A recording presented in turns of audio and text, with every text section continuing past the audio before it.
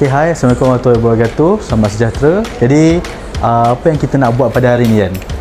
Okay, hari ni kita akan buat generate video menggunakan AI software lah. And then untuk pertama sekali kita kena buat storyboard dulu.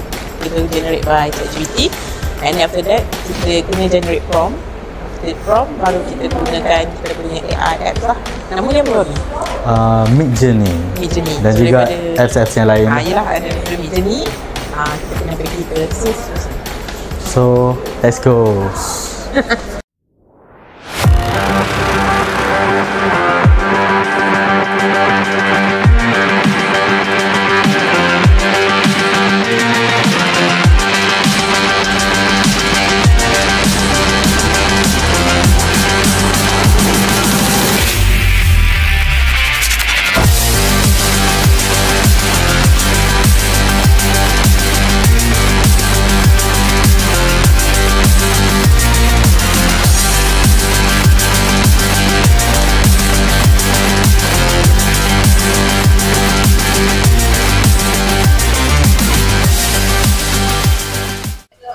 Ini adalah hasil awalan dan di mana kita tadi generate image dan kita masuk ke dalam Kling AI dan menjadikan dia gesture yang bergerak.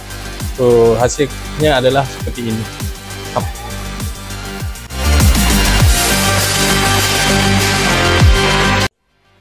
Okay, jadi macam mana progres projek pada hari ni?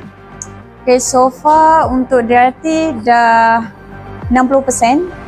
Saya tak sabar nak tunggu hasil esok sebabnya tengoklah nak generate satu video pun dah berapa lama dah, rasa macam berpusing-pusing kepala. Tunggu esok.